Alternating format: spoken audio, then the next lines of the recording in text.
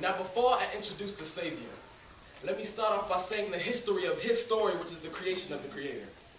Once upon a time, we were Snow White, until we bit of the apple that was falsely promoted by a being which was a hater. And we fell into this coma of sin. We are either dead or asleep. It's hard to tell.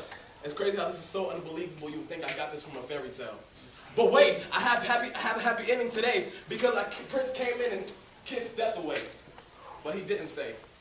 After he completed his mission, he sent us in the inner mission of entering our mission of carrying out the Great Commission. But somehow we twisted the descriptions to where in times like such, lukewarm is okay with Jesus. And if you see a teen on fire for God, you're accusing him of doing too much.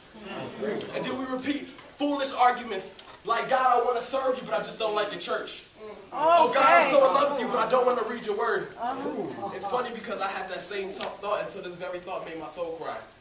Where would we be if Jesus would have said, I love them so much, but I'm just not willing to die? So I stand here, part of a generation that will no longer be a decepting Khan, but a transforming Autobot. I pray a world get back to a God's love who's so locked. I was relentless way before I was martyred and shot. You might know me from the Columbine. My name is Rachel Scott. Now, as I hear the cries of the people who don't know that that bullet is probably the easiest pain that they're about to go through.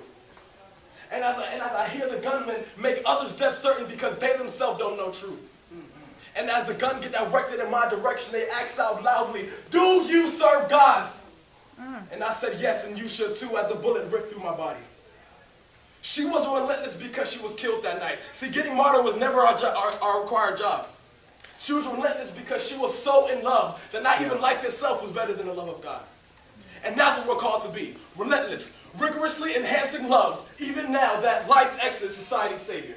Relentless. We are called to be relentless. Now I stand here thinking of a generation of a Noah who relentlessly built the ark, of a Samaritan who relentlessly shed a testimony, of a Paul who relentlessly went after God's people. Now, you might think me choosing them three might be kind of weird or odd, but this might make your very mind go berserk, because we're called to love God's people, share our testimony, and do God's work. Now,